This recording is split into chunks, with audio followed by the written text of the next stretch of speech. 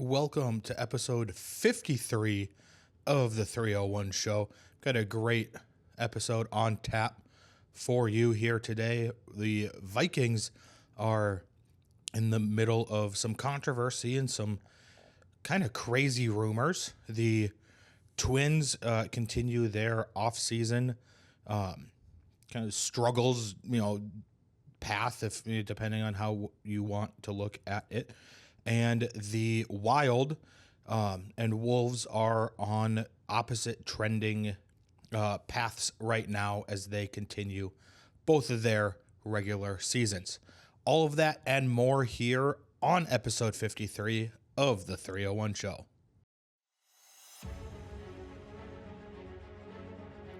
From the land of 10,000 lakes and just as many heartaches, welcome to the 301 show. We're here to celebrate, commiserate, and maybe, just maybe, see a Minnesota team win it all. Whether you're dreaming of a Vikings Super Bowl, reliving the glory days of the Twins, or still recovering from the Timberwolves roller coaster, we've got you covered. This is the 301 show, where the North remembers and the passion never fades.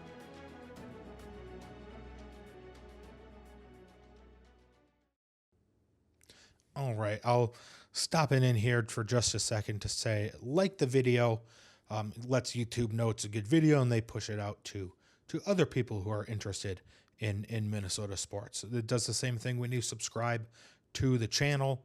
And if you leave a comment down below, it helps a lot. It also lets me know what you want to see and what you don't want to see too. So you can also email the show if necessary, if you want to, if you've got questions, comments, concerns. The frozennorth30@gmail.com is the email. It can also be found in the description of this video down below. But yeah, leave a comment down below. Comment or email the show if you want. Like the video, subscribe to the channel, and let's get into it.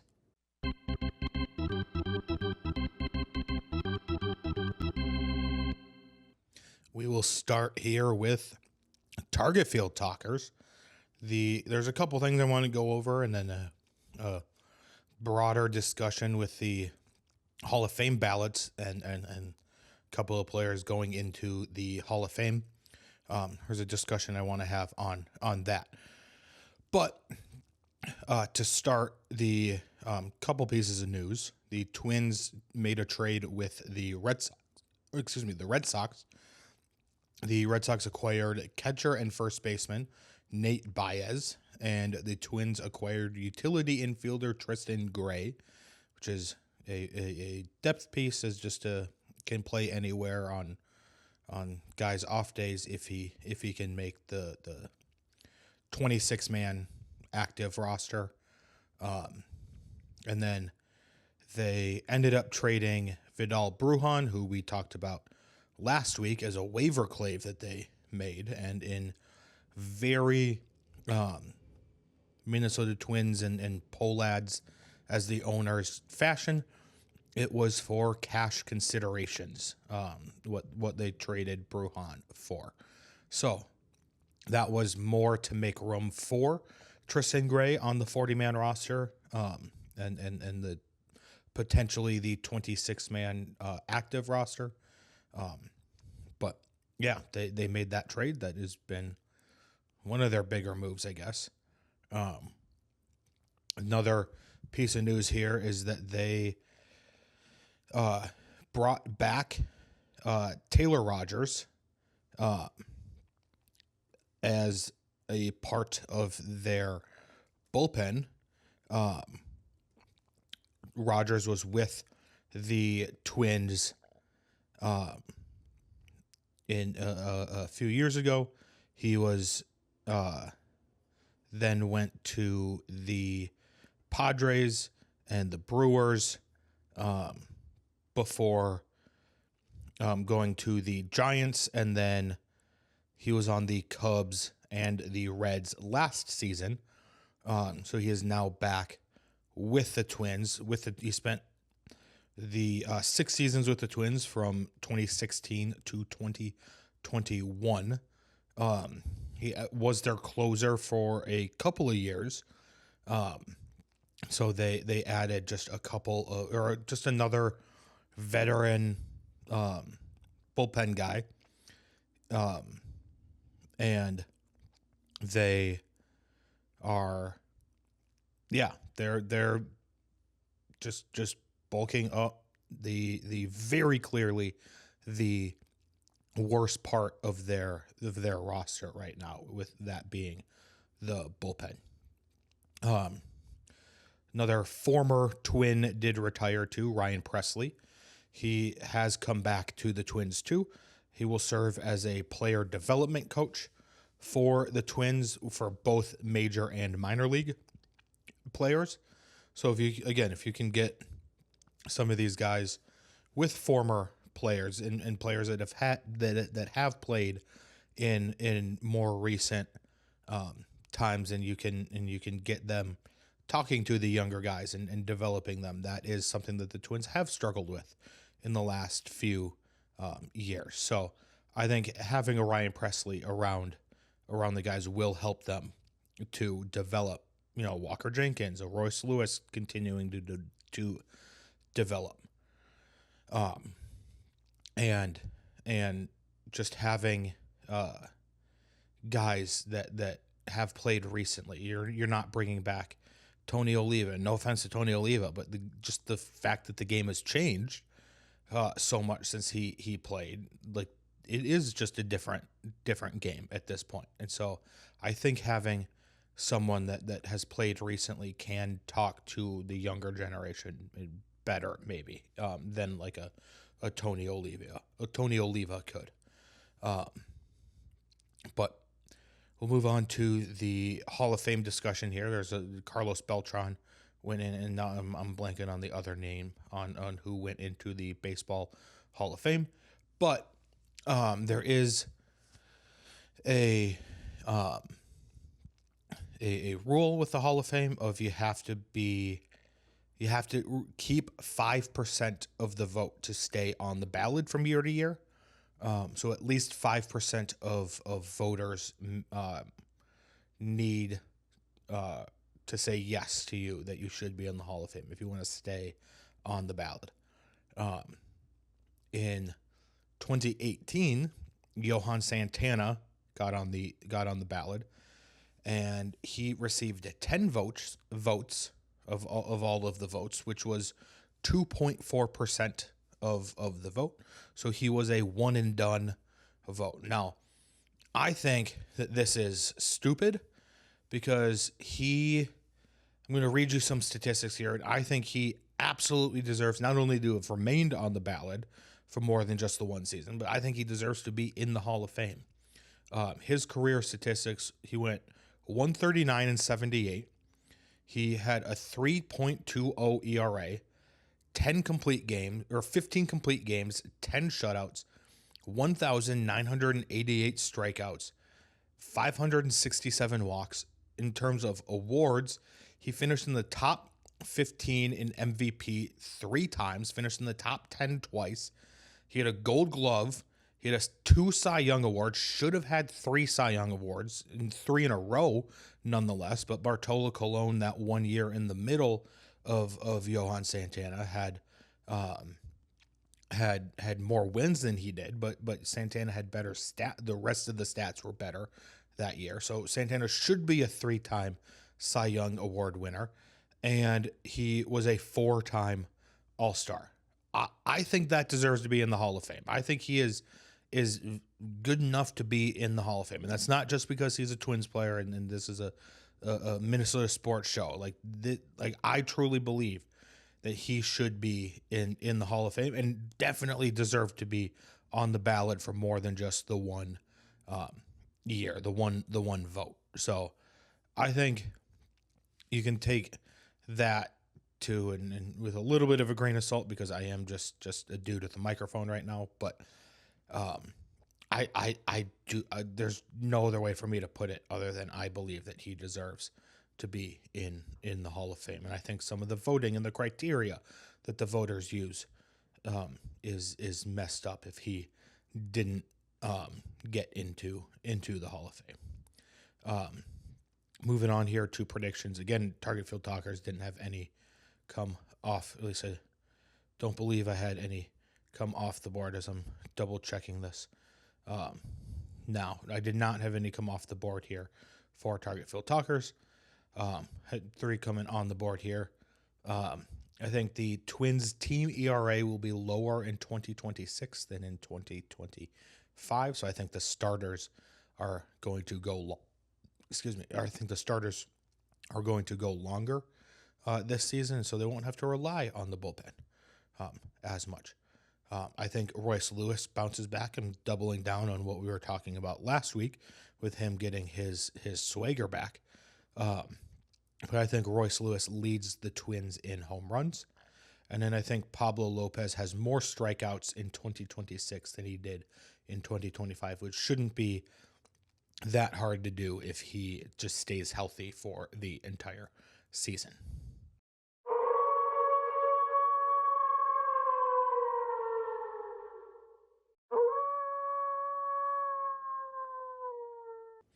Now moving on to the Wolves' Den. The Lynx have no real new prevalent news at this point, so we're just going to talk about the Wolves in this Wolves' Den segment. The Wolves are now 27-18, only 9 games above 500. So they have struggled in the last week. They are 7th in the Western Conference. They are 9th in the NBA. Their points for per game is 120 even. That is 3rd in the NBA. Field goal percentage is 48.4%, which is 4th in the NBA. 3-point percentage is 37.2%, which is tied for 4th. Free throw percentage, they are still struggling at 75.3%, which is tied for 26th. Rebounds per game is 44.7, which is 13th. Blocks per game is 5.5, which is 7th. Turnover differential is 21st at minus 0.7. Points against is 15.1 on the year. That is 12th in the NBA. The field goal percentage against is 46.3%, which is tied for 6th. The 3-point percentage against is 35.8, which is tied for 13th. Rebounds against is 43.1, which is tied for 9th. And then blocks per game is 3.8, which is 2nd. Over the last week, they have played in Houston, which they lost 110-105. They lost at San Antonio 126-123, which Ant had 55 points in that game. They played at Utah, lost 127-122. And then they played at home against the Bulls, which they won 120-115. So as we get into here, we'll go into the quick look ahead. The Wolves have 2 home games against the Golden State Warriors at 4:30 on Saturday, January 24th, and then on Monday at 8:30, January 26th. Then they travel to Dallas on Wednesday the 28th to play the Mavericks at 7:30 from the American Airlines Center. But again, we'll go back to last week's thing of trading for a point guard as I pull up this stat I saw on Twitter. This is from Evan Porter NBA on Twitter or X. He said Mike Conley in his last 4 games has played 77 minutes. He has 9 points on 3 of 20 shooting. That is 15%. Again, the Wolves' average shooting percentage as a team is 48.4%. Conley by himself is shooting 15%. He has 7 rebounds, 8 assists, and is a -6 over the last 4 games. So that is obviously not good. That is very much not good. But I see some people saying that we should trade him. And production-wise, I don't think we're getting anything back worthwhile in return for him at this point. I think we're going to have to pay somebody to take him at this point with his struggle. But at this point, I think I'd rather keep him around for the leadership and locker room, and locker room abilities at this point. And I think it would be great if they could somehow convert, and I know they can't really, but if they could somehow convert his contract into an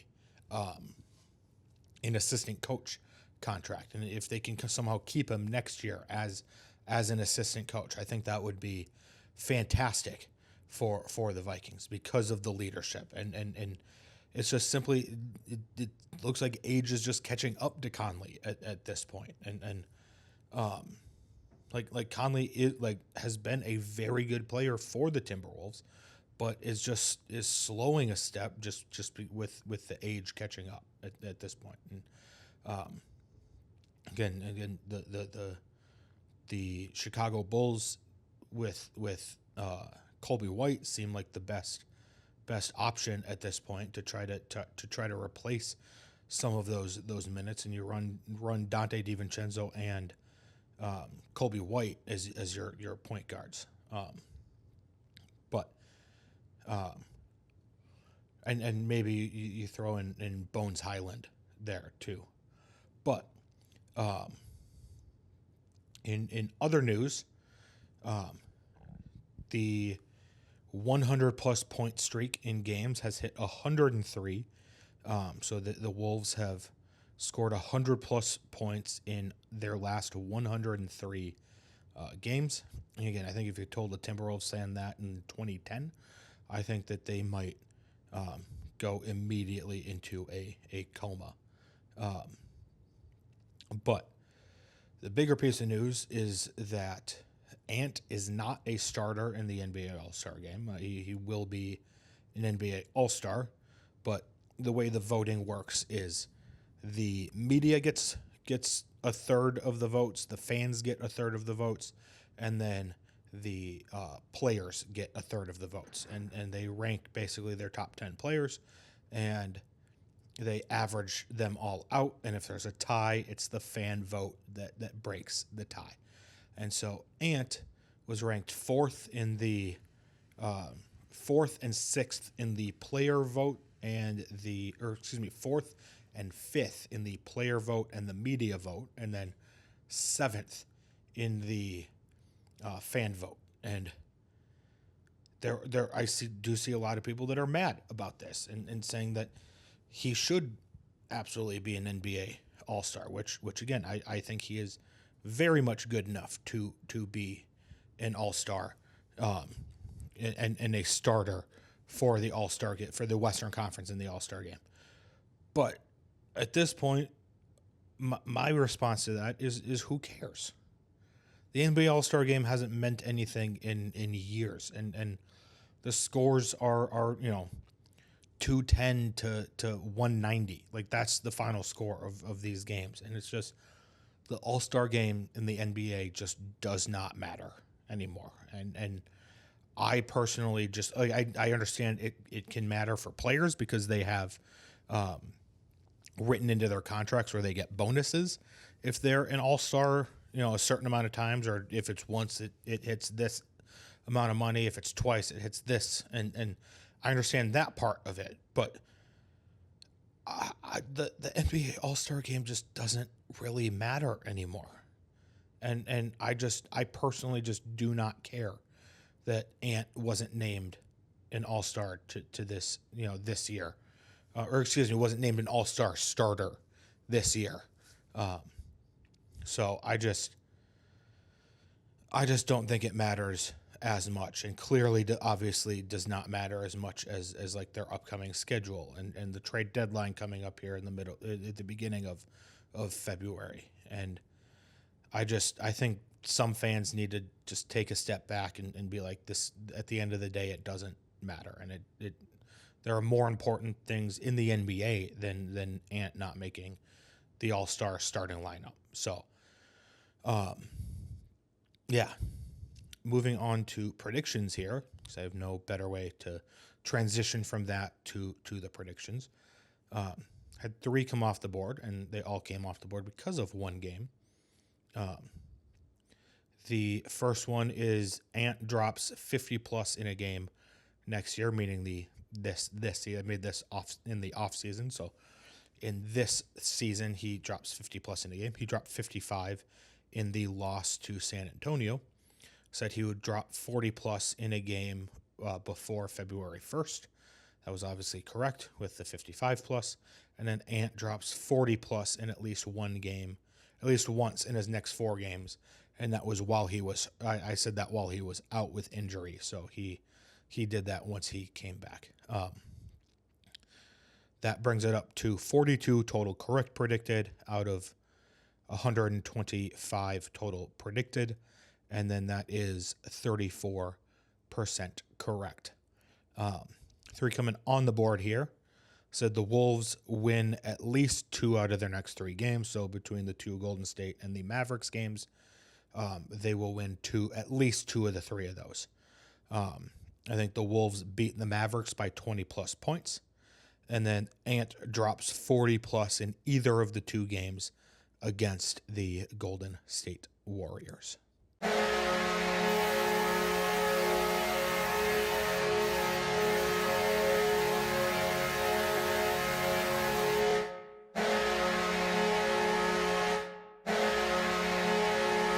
All right, moving on now to Rinkside Rundown as we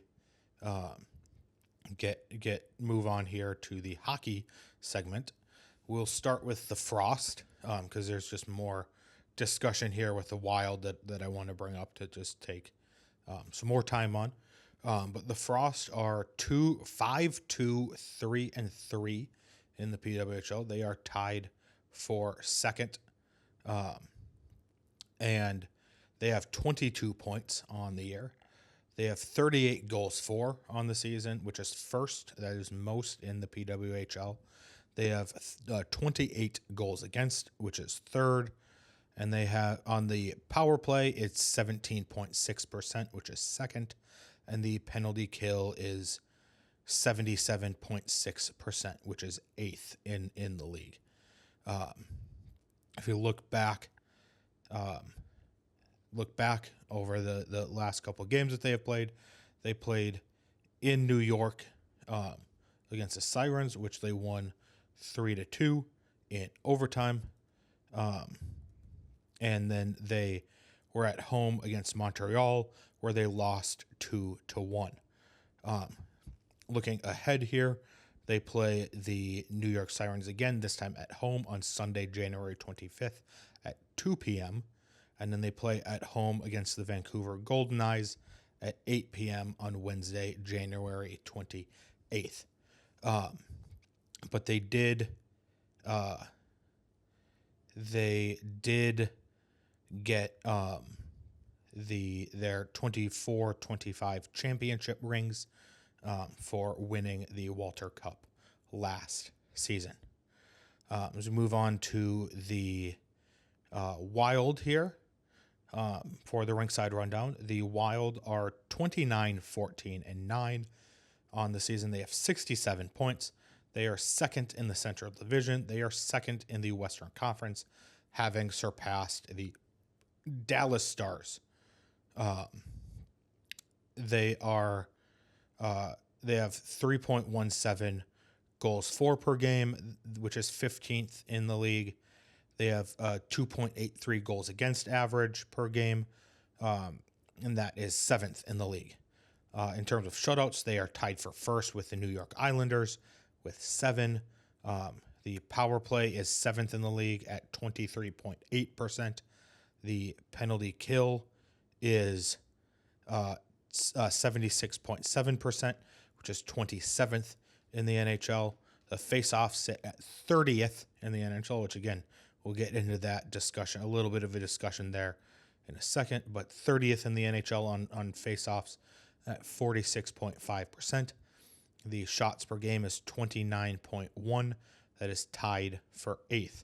The shots against are 29.7, which is tied for 25th. Gus Bus is now 17-9-5 on the year. He has a 910 save percentage, which is tied for 12th in the league. He's got a 2.58 goals against average, which is 17th in the league. And he has 3 shutouts, which is tied for 4th. Jesper Wallstedt, which there's another discussion here, included on the centers discussion here with Wally. But Wally is 12-5-4. He has a 914 save percentage, and that is tied for 6th. And he has a 271 goals against average, which is 27th in the league. He has 4 shutouts, which is tied for 2nd behind only the Islanders goalie. I'm blanking Ilya Sorokin of the New York Islanders. Over the last week, they have played 4 games. They beat Buffalo 5-4 in overtime last Saturday, which was a fantastic game. They then went to Toronto on Monday and put an absolute beating down on the Toronto Maple Leafs as they were short-handed. They beat the Maple Leafs 6-3. Then they played the Canadiens in Montreal the next night on Tuesday, which they lost 4-3. Cole Caulfield scored for the Canadiens with 15 seconds left in that one to put the Canadiens up 4-3, and that was the game-winning goal. They then hosted the Detroit Red Wings last night as I am recording this. And they won 4-3 in overtime. Looking ahead here, they beat the Florida Panthers, or they play the Florida Panthers at 8 p.m. on Saturday, January 24th. Hopefully next episode I can say that they beat the Florida Panthers. But then they play the Chicago Blackhawks at home on Tuesday, January 27th at 7 p.m. And they finish up this homestand with a game against the Calgary Flames on Thursday, January 29th at 7 p.m. So a couple things to discuss here. I got the center, I got some injuries to go over, and just a quick Kirill discussion too here is Kirill has struggled the last few games. Again, he played really well last night. He had 2 goals last night, including the overtime winner 45 seconds into the overtime period. But he was very much struggling before the game last night against the Red Wings.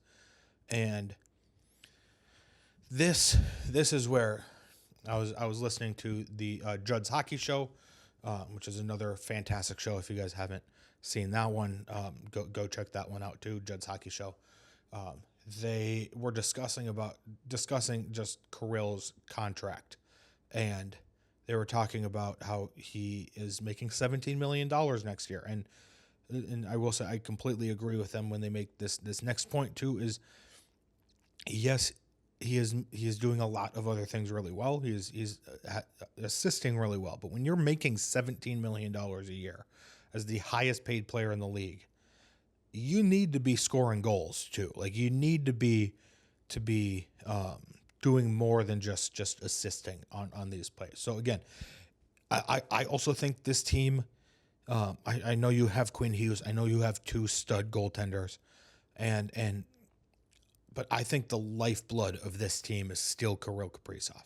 Do I think if Kirill goes down this year, if he gets hurt, it's going to be the same as last year? No, I think it's going to be better than last year because, again, you have a Quinn Hughes and you have, Boldy has taken that next step forward.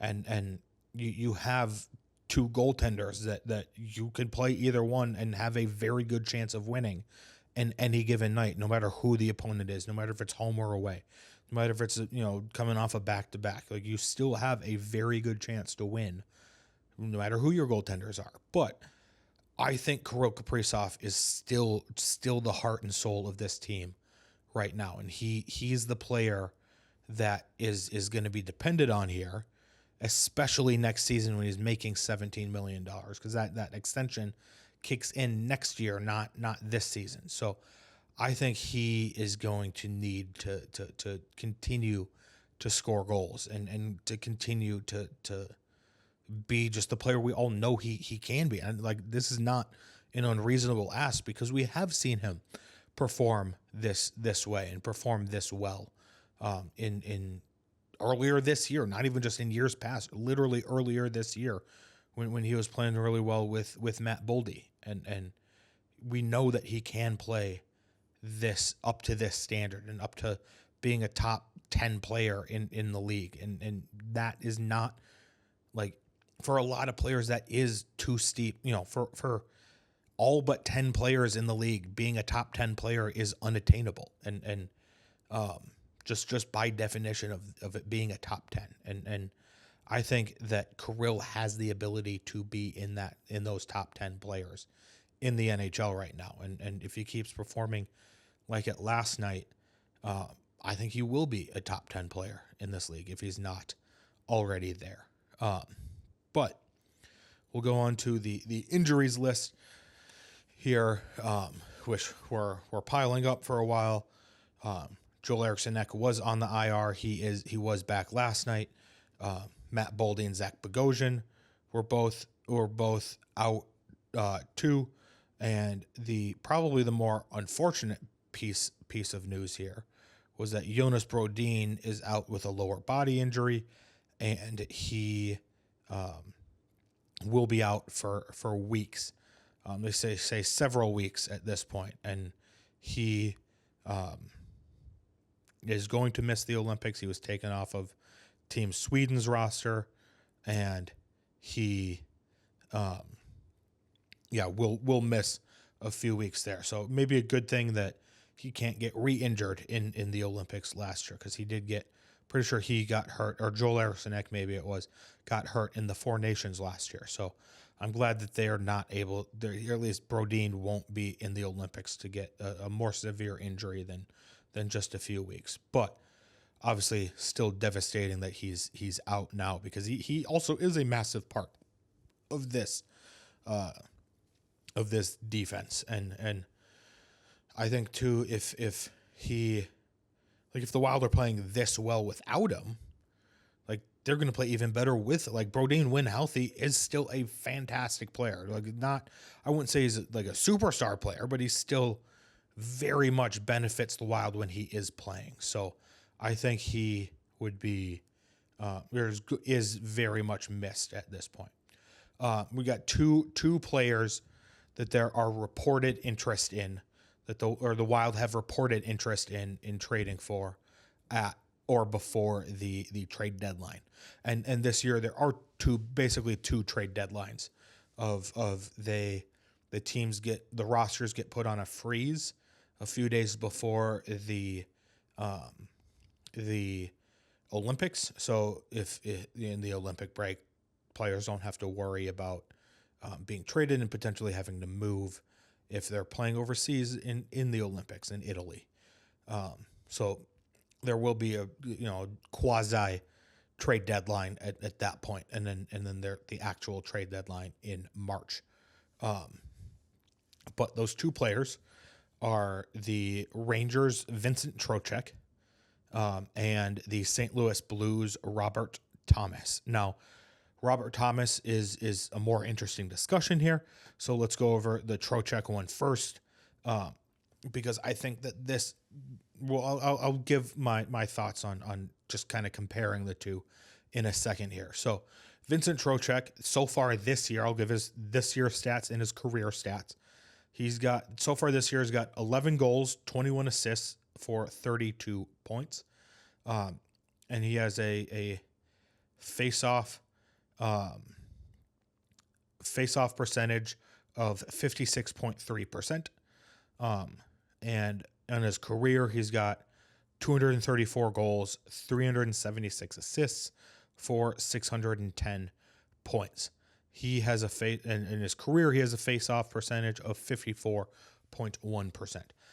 Love the idea of Vincent Trocheck, because I think he would be a lot cheaper to acquire than a Robert Thomas, as we'll see in just a second here, because he's a little bit older, and he is out of conference, out of division, But he probably would slot in, again, assuming everyone's fully healthy, he would probably slot in as your second or third line center. And Robert Thomas, on the other hand, is closer to a top line center, and he has 11 goals, 22 assists for 33 points, but he has 52.3% on the faceoff dot. In his career, he's got 118 goals for 311 assists for 429 points. That is also a 51.6% from the faceoff dot. So you're getting two guys, or you're interested in two guys that have a plus faceoff percentage and above 50% from the faceoff dot. So I think either one of those guys obviously are beneficial to grab. It's beneficial to grab or to acquire either one of those two players. Now, the report from The Athletic about Robert Thomas would be that the Wild are willing to move Jesper Wallstedt in that deal to acquire Robert Thomas. So it will take a lot to get a Robert Thomas at this point. And I think Jesper Wallstedt is probably going to have to be traded to be the Jordan Binnington successor, and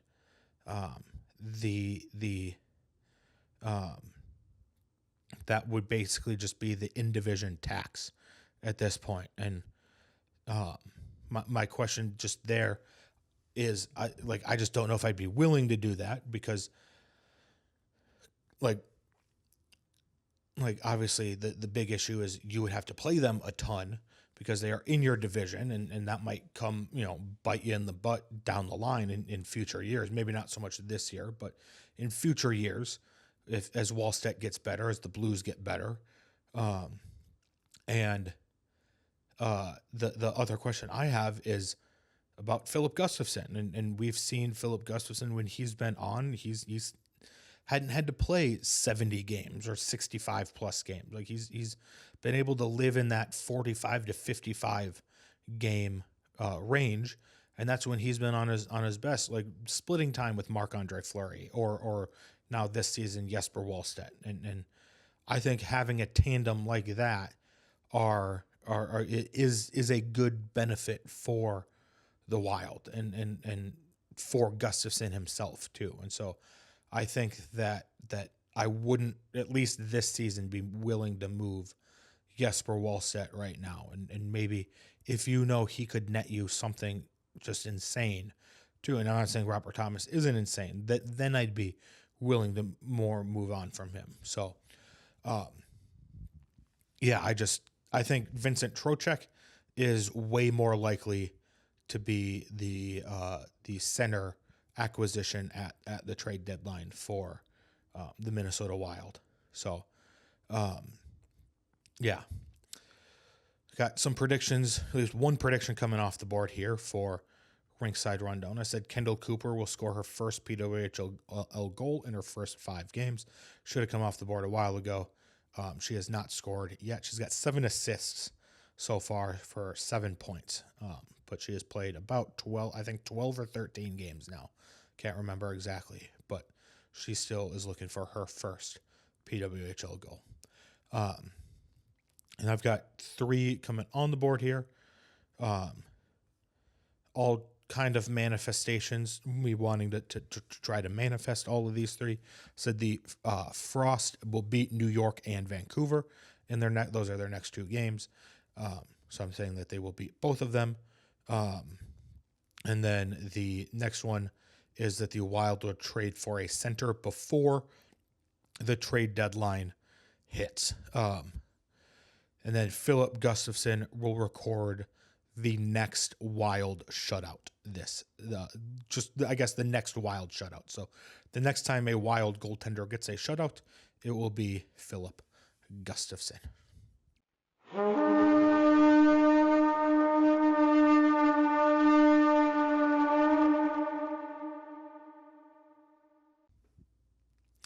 All right, moving on to the final team segment here, the Nordic Report. We've got quite a few things to go over here, including some absolutely insane quotes here from a couple different sources.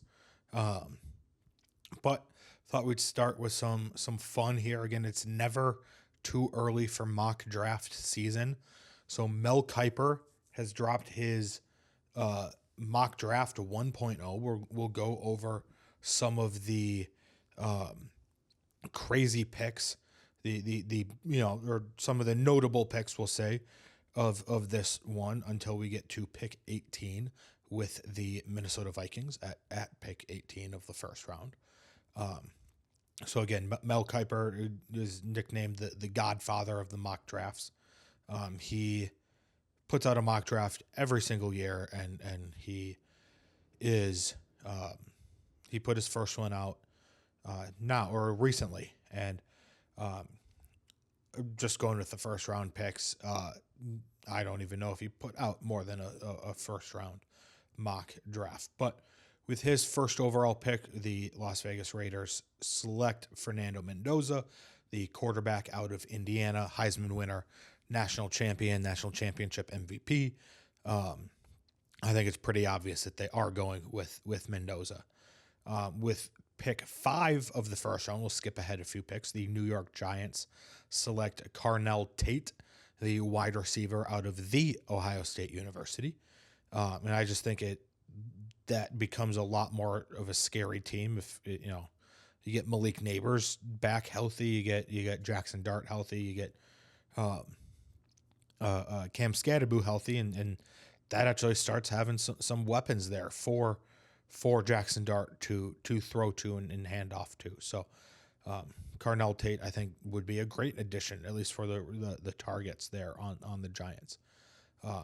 Fast forward to pick 9. Mel Kiper has the Kansas City Chiefs selecting Jeremiah Love, which I think would be terrifying for the NFL to give Pat Mahomes another weapon like that too in Jeremiah Love.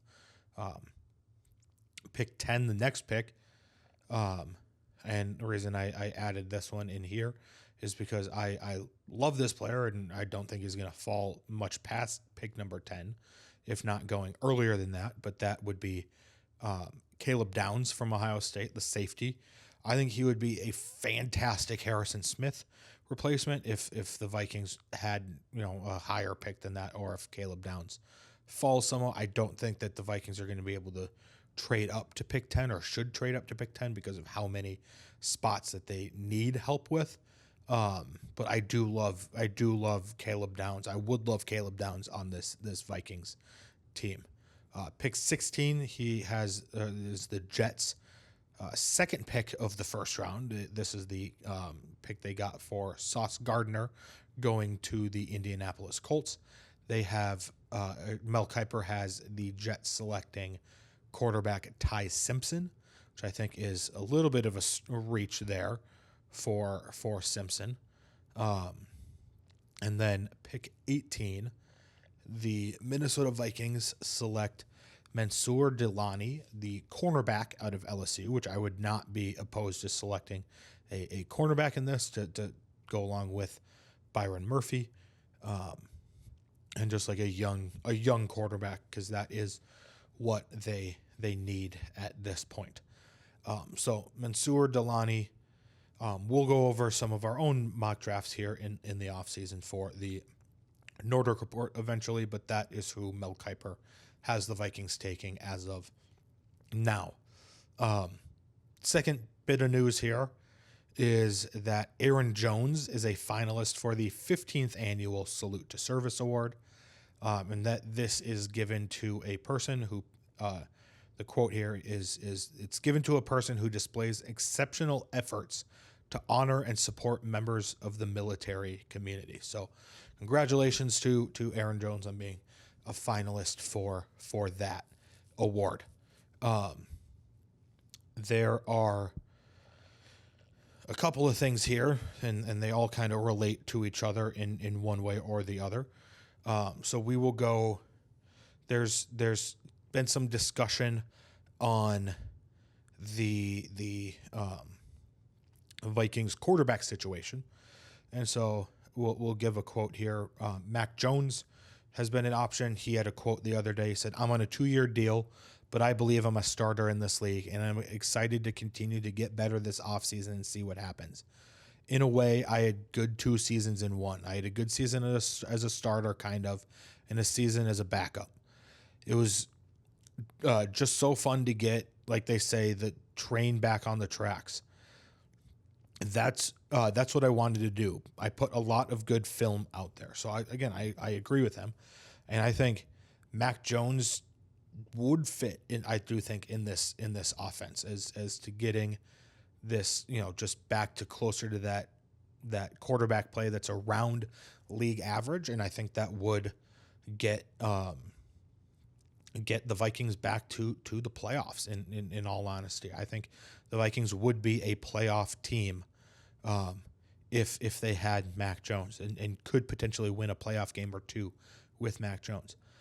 The only issue is, like he said in that quote, is he is on a 2-year deal. And one of those 2 years was this last season, but that means you need to trade for him to acquire his talents. And I think there's going to be a bidding war for Mac Jones, and I think it was just going to be too much draft compensation for the Vikings to give up to go out and acquire Mac Jones. So that would be the reason that I am out on Mac Jones, is just based off of how much they have to give up for him, because it seems like it's going to be closer to like a 2nd round pick, and there's going to be teams that are offering high 2nd round picks, possibly some like mid 1st round picks, but I think more likely 2nd round picks. If it is a 1st round pick, it'll be a 2nd round pick that could turn into a 1st round pick depending on playing time or if how far that team goes in the playoffs or something like that. But I think that Mac Jones, again, like I said, would be a good option here for the Vikings to have as their quarterback instead of J.J. McCarthy. But I just think that just the compensation is going to be too much. Now, Grant Cohn, and I forgot to write down what show he's on, but Grant Cohn is a 49ers related podcast, and there have been some talks about the Niners trying to go after Justin Jefferson in this draft, and I promise you this will relate back to the quarterback discussion in just a second here. But they have had some at least internal discussions about the possibility of the Niners trading for Justin Jefferson. And Grant Cohn, I don't really know how, but again, the 49ers podcast guy has an insider with the Vikings, and he asked this insider a couple of questions here, and the responses were as follows. And one of the questions was about the Niners trading for Justin Jefferson. And he said, the quote was, through Grant Cohn from this Vikings insider, was, "There is a negative 100% chance that the Vikings trade Justin Jefferson to the 49ers. The Vikings, as far as I know, are planning on offering Jonathan Grenard, J.J. McCarthy, and 2 1st-round picks to the Bengals for Joe Burrow." And then Grant Cohn followed that up and said that the receiver that is most likely to go to the 49ers from the Vikings is Jordan Addison. So there's another piece of Jordan Addison news, is that Jordan Addison's trespassing charges got dropped. So they might be in trouble with the league, but he's facing no legal trouble at this point. But there's a lot to unpack with just those 3 sentences that Grant Cohn said. So first, completely agree that the Vikings are, completely out on trading Justin Jefferson away from their team. So I think, I personally think it would take like 5 or 6 1st-round picks to trade for Justin Jefferson, but you can only trade out 3 years worth of picks. So I don't think that there is a chance that Justin Jefferson is going to get traded by the Minnesota Vikings. And if you do trade Justin Jefferson, I think you're tearing it down and starting all over again. I think you are hitting the reset button on your roster at this point. But again, kind of completely well, and then we'll just finish this wide receiver discussion here. I do think that the 49ers trading for Jordan Addison is a very likely possibility. I think that very well could be a possibility here. I think, like I've said, I think that the Vikings are, and I have a prediction about this coming up, so stick around for the predictions today. I think Jordan Addison is likely to not come back. He's likely to be traded at this point. And I think if you can get a second round pick or a third round pick for Jordan Addison, I think that would be fantastic. But I think that the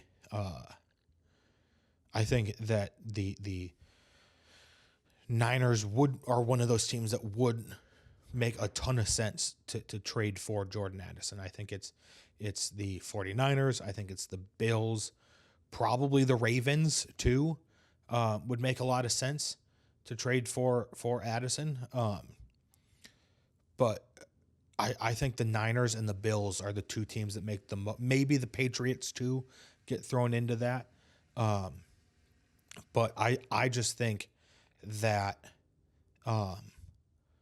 that the Niners do make a lot of sense here. But again, in between those two statements about Justin Jefferson and Jordan Addison is just this completely out of nowhere, out of left field statement here as of the Vikings actually putting an offer forward for Joe Burrow from the Cincinnati Bengals. And we've talked about it a little bit on this show, on the 301 show here, about the possibility of him. But again, that felt more like, yeah, this is a possibility, but no, it's not really a possibility. Like it seemed like it was way too far out there for the Vikings to actually even put together an offer. Do I think it was talked about in the Vikings front office? Yeah, I do. I think it was probably talked about. But I just think that is actually kind of crazy that the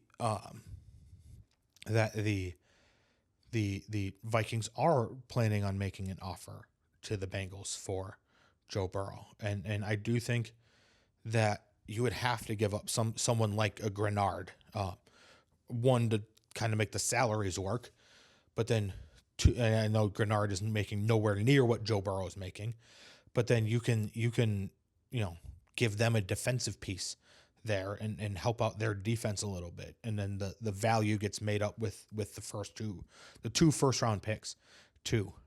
And then obviously JJ McCarthy is the quarterback replacement there. But yeah, so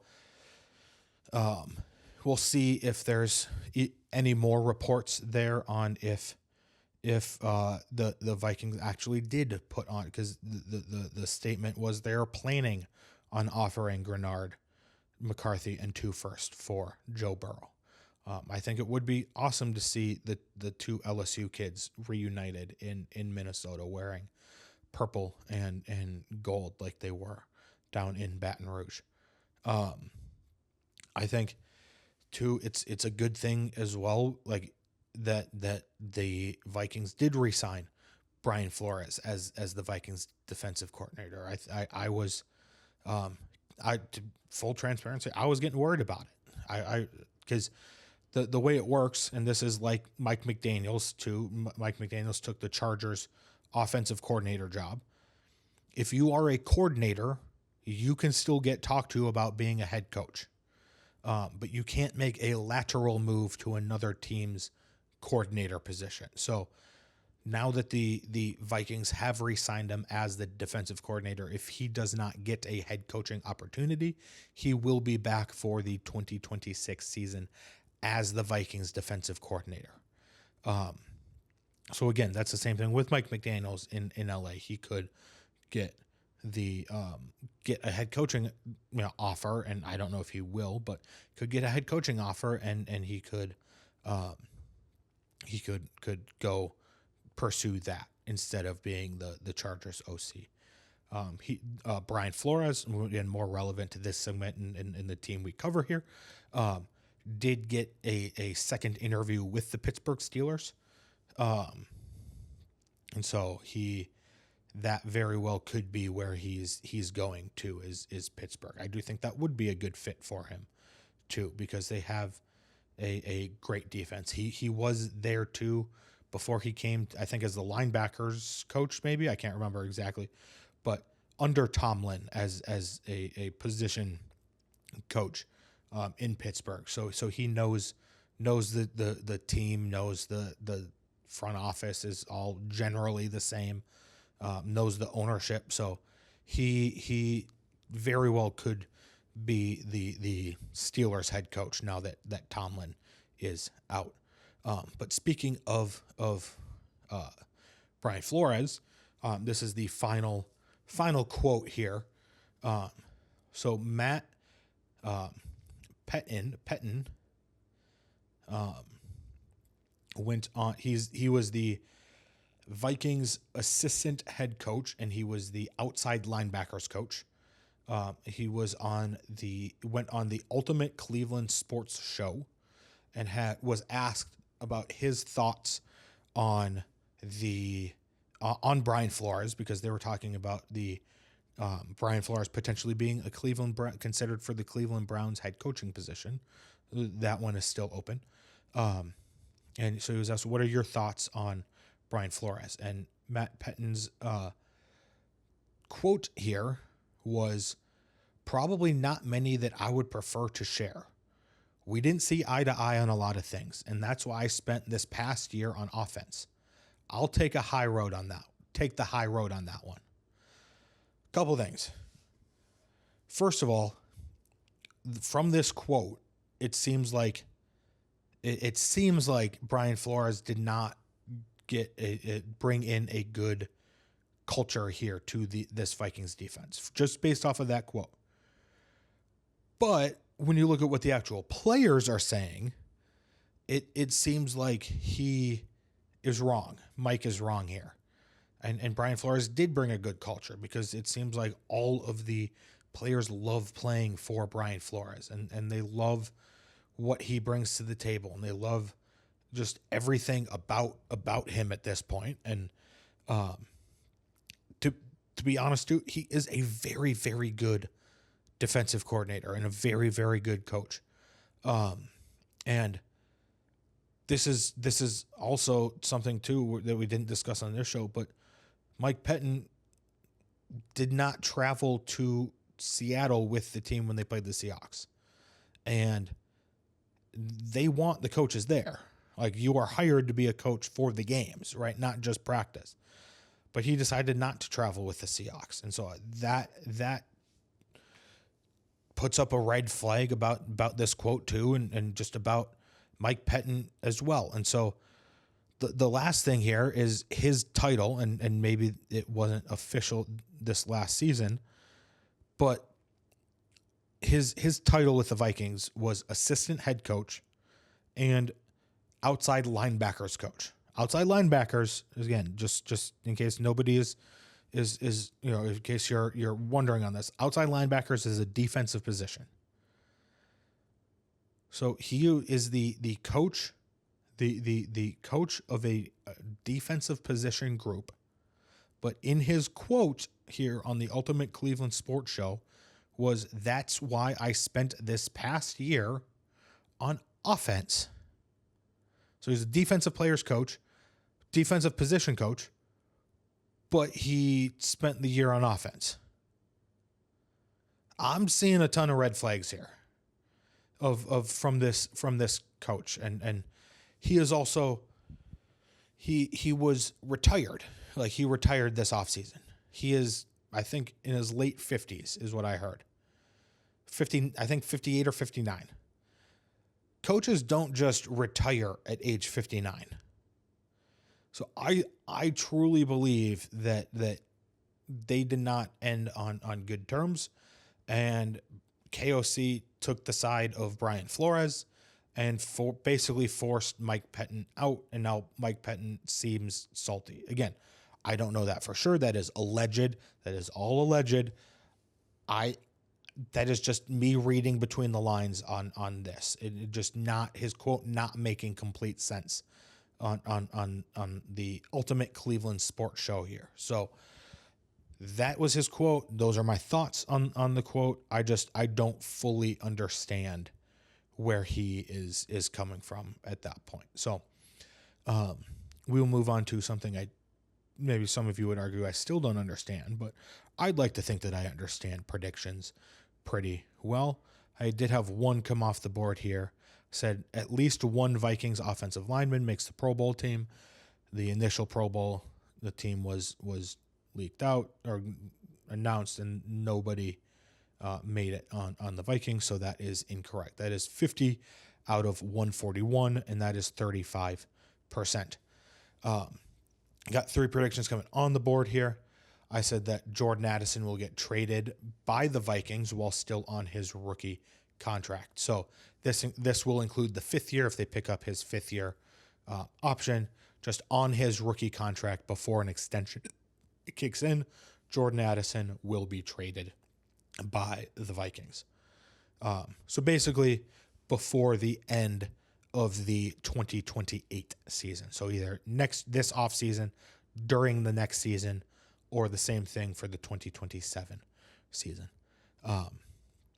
The second prediction here is the Vikings will draft a player in the secondary with their first pick in the 2026 draft. So whenever their first pick is in the 2026 draft, whether it is at 18, whether it's in the second round, they will draft either a safety or a cornerback with their first pick in the 2026 draft.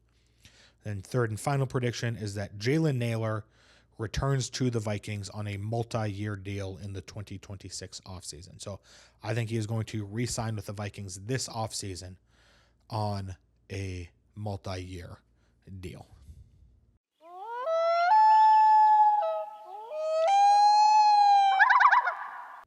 All right, on to the final segment of today's show, as I'm going to readjust my camera at this point. But the final segment of today's show is the power ranking segment, where each and every week we take a list of a topic in Minnesota sports and rank them on a list of 1 to 10 of whatever that topic is. And this week we've got a bit of a different one here. We have the top 10 celebrity fans in Minnesota sports.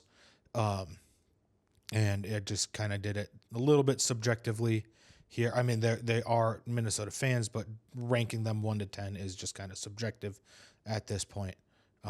So if you want to submit a topic for the power ranking segment, you can let me know down in the comment section down below.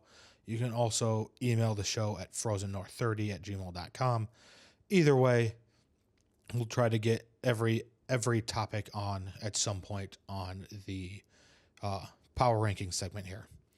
But yeah, the celebrity fans at number 10, and this one might come as a shock that he's a fan of at least one Minnesota sports team. Number 10 is Troy Polamalu. Obviously not a Vikings fan, but he did a commercial, a Head and Shoulders commercial, which again, he has fantastic hair. He did a Head and Shoulders commercial with Joe Mauer, and so he became a Twins fan because he knows Joe Mauer. So Troy Polamalu comes in at number 10. Can't rank him really any higher because he's not a fan of all of the Minnesota sports teams. So he's just a Twins fan and mostly just a Joe Mauer fan too. So number 9 here, we have Vikings fan Woody Harrelson. Again, I know him as Woody from Cheers, but the actor Woody Harrelson is a Vikings fan and has been spotted at many games wearing a Vikings jersey. Number 8 is from Minnesota and is an avid Timberwolves fan. Number 8 is Young Gravy. He's a rapper. He comes in at number 8 here. Number 7, Obviously from Minnesota. He was the governor of Minnesota at one point. Number 8 is Jesse Ventura. Number 7 is Jesse Ventura. But number 6 is Josh Harnett. Josh Harnett comes in at number 6 on this list. Most of these fans too are Vikings fans. So obviously the Vikings are the most popular team in town, so they have the most amount of fans on the celebrity market here too. Coming in as I get the top 5 up here, number 5 is Chris Humphries coming in here at number 5. Number 4, deceased Louis Anderson was a Minnesota sports fan. Number 3, maybe the most outspoken right now. He's a massive Vikings fan. He's a comedian from Minnesota too. Number 3 is Nick Swardson.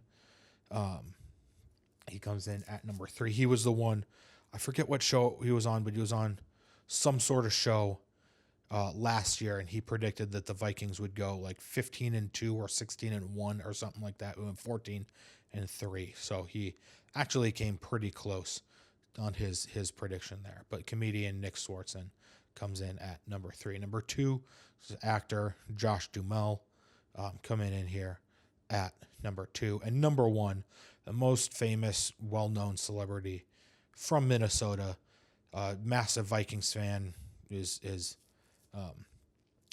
singer. A lot of his songs are, have purple theme. He wore a lot of purple. Number 1 is Prince. Prince comes in here at number 1. So I can run through it quick again.